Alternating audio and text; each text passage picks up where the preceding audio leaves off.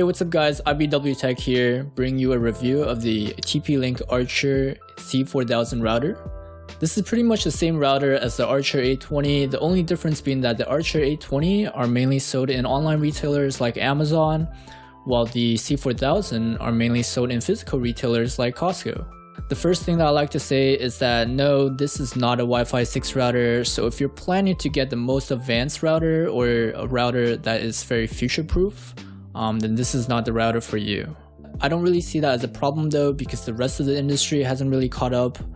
What I mean by that is, unless you have the most recent devices or hardware, Wi-Fi 6 is probably not even compatible with it yet.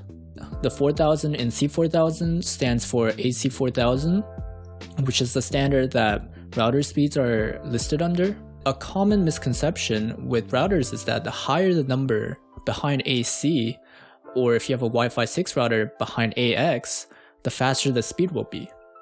This is not exactly true. It's more like a marketing strategy. To put it simply, this is the maximum speed that the router is capable of, and usually this is only capable in lab settings, which it's not really achievable.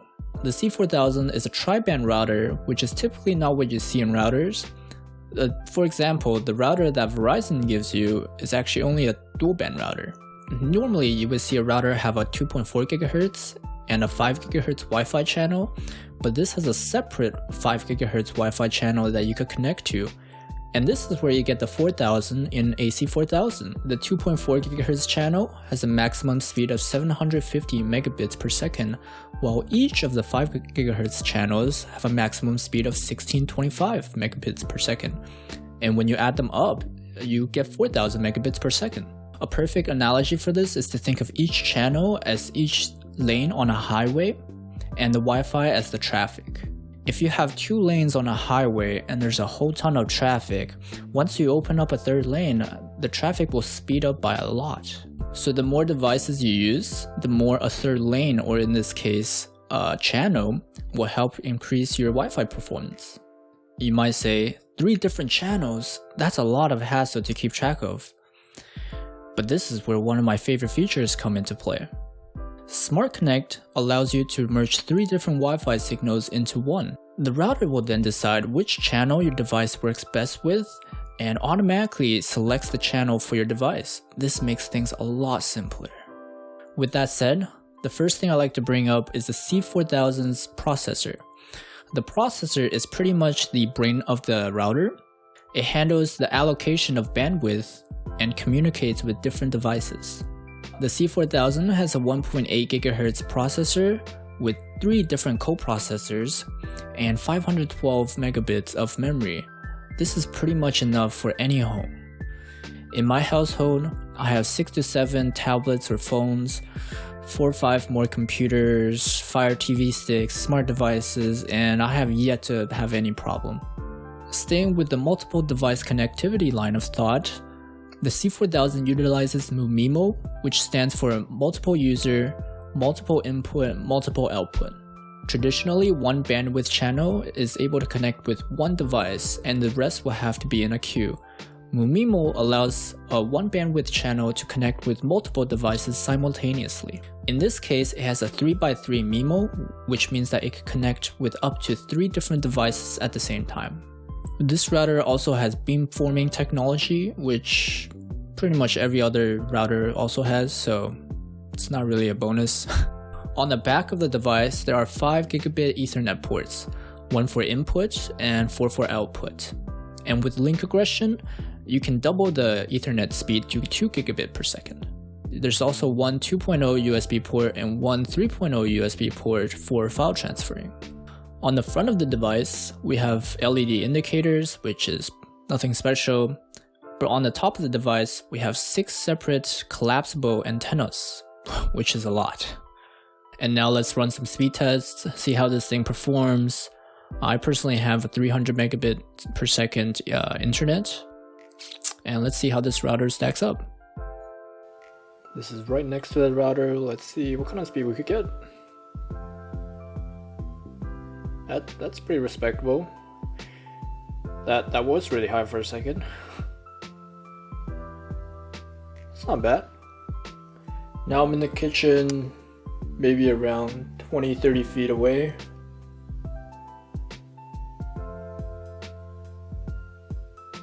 It started slow, but it jumped up a lot for download.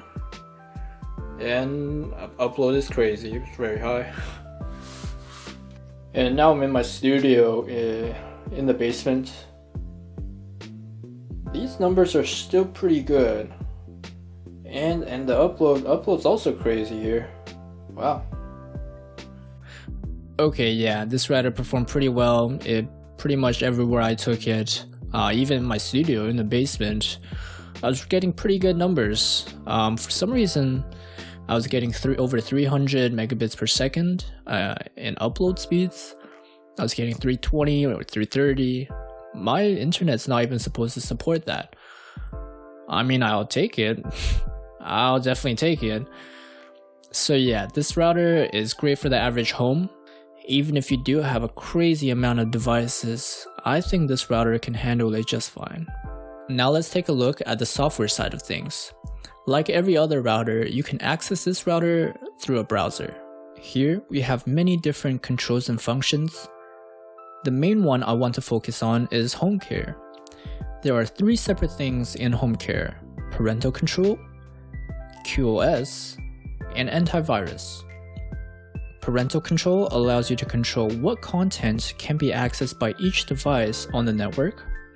There are 4 different presets to choose from, but you can also customize it to your liking.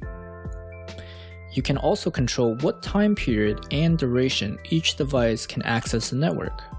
QoS, or quality of service, allows you to control what type of application gets bandwidth priority. You can also prioritize which device gets preferential treatment. So if you have a gaming PC and you always want to be on the top of your game, you can give that computer priority. There's one gripe I have with this router, and sadly it's that it does not have dynamic QoS. Dynamic QoS allows the router to automatically decide priority based on internet usage, which is a very useful thing. The last feature, antivirus, is pretty much what it sounds like. Like antivirus software on your computer, it will filter out malicious content. Except in this case, it's the router that's doing the work. Most of these settings can also be configured through TP-Link's app, Tether, which makes setting up the router very effortless. I've talked about how much I like smart devices before, and this is another device that can be controlled through Amazon Alexa. These functions include changing QoS priority, running network speed tests, toggling guest Wi-Fi, router LEDs, night mode on and off, and using WPS. I think this router is perfect for the average home. Even if you have a lot of devices, this router can handle it with no problem. If you look at this router and say, oh man, this is way too much for me. I don't need all these settings. I don't need all these performance power. Fear not, there are cheaper options from the same company in the same line of product in the A7 to A10 series. That's all I've got for you guys today. Like if you liked the video, subscribe for future content, and if there's something else that you want me to review, leave it in the comment section. I'll see you guys next time.